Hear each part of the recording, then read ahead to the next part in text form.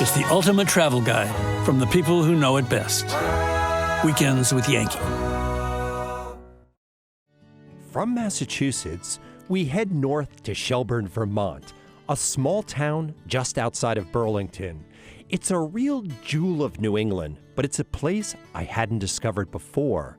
This town is the home of the Shelburne Museum, which is truly unique in the country with its collection of over 100,000 art objects, including a barn, a lighthouse, and a 220-foot boat. It's called a collection of collections, and it's a museum like nothing I have ever seen.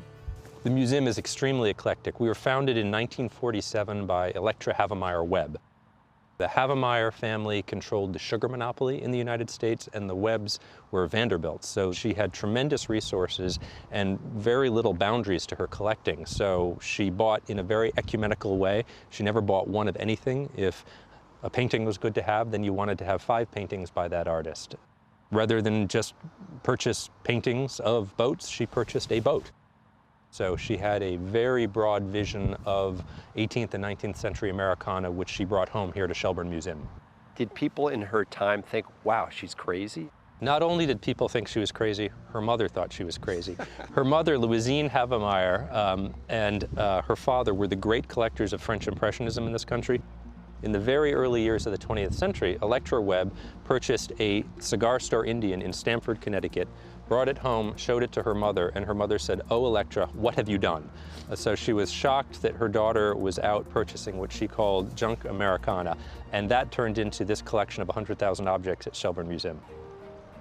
Electra Webb every year brought the circus to this community for the children of Burlington, and she was an avid fan of the circus. She collected circus posters, she collected carousel animals, memorabilia from the circus. So right actually at the end of her life, she created a horseshoe-shaped circus building to house one of the most extraordinary collections you've ever seen. I guess you're the either ringmaster or curator of this. I am. I'm the lucky curator who's in charge of our circus collection, and it celebrates the pomp and pageantry of America's Golden Age circus, which lasted from about 1870 until about 1950. And what kind of an unusual long shape. It goes in a big horseshoe. It was specifically designed to accommodate Roy Arnold's circus parade. It was a 1-inch to 1-foot scale circus parade model that stretches over 1/10 of a mile. Wow. I'd love to see it. Perfect. Let me show you. Okay. Holy moly, look at this. This is an extraordinary toy that was made by a man named Edgar Decker Kirk. He worked on the railroad, and during his downtime, he would carve these little figurines for his children to play with. He spent 30, 40 years of his life working on this and actually died with it incomplete. My gosh, I mean, each one of these hand-carved by a single person? By a single person. Amazing. And not one of them is alike. This is Roy Arnold's miniature circus parade, and this is the whole reason this building was built. Mrs. Webb acquired it in the 1950s. It's on a 1-inch to 1-foot scale, and if this was life-size, this entire circus parade would stretch more than 2 miles long. He was inspired by actual performers in the circus in the 1920s, and he based each wagon on a real wagon that was used by different circuses. And this is all hand-carved. Absolutely. This is fantastic. You know, I didn't know what to think when I came in here, but I've never seen anything like this. Mr. Arnold wanted to capture this moment in time for generations to enjoy long after they went extinct. You see people come in of all ages, and they all leave with a smile on their face.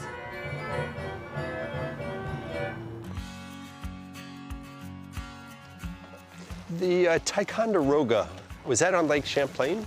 It was on Lake Champlain, and it was the last one to ply the waters of Lake Champlain. The lake actually had 3 other steamers running at the time that the tie was launched.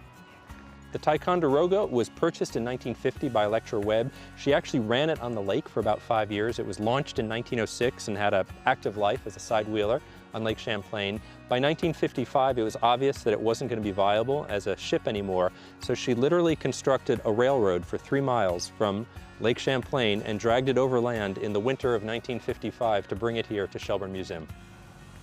The exhibit on the boat is 1923, largely in part due to the fact that we have a lot of information from that year. So is this what the dining room would have looked like back then? Yep. We are fortunate to have a historic photograph from 1923 showing the way the dining room was set up. I imagine there were some people that actually just took a daily excursion on the boat.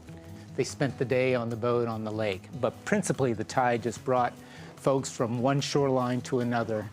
I'm a woodworker, I'm a boat builder, and when we were doing the restoration in the 90s, being able to take pieces apart that nobody had seen the backside of except for the workmen that put it together in 1906. And and this is also just a great example of American maritime heritage and the craftsmanship that went into sort of this era of construction. You don't see this anymore. I'd love to see some of the top deck of this. Yeah. Well, let's go on up through the grand staircase. We're going to go right up to the hurricane deck, Sure. the top deck. The hurricane deck, okay. Why do I feel like I'm on the Titanic? So here we are on the hurricane deck. I imagine on a summer day this would have been the place to be. It definitely. There's some photographs of the tie on the lake, and this was crowded. They had a lot of deck chairs up here, and it was literally packed. They could handle almost 1,100 passengers.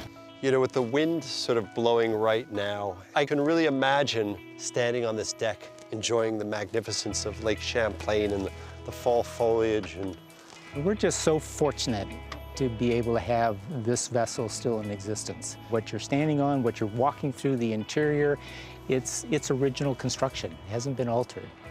And that's the other remarkable thing about the tie, is that it bridged two eras, the steamboat era and the internal combustion engine, which had a big impact on all of the navigational vessels on the water. But the tie held over, and it continued as a steamboat.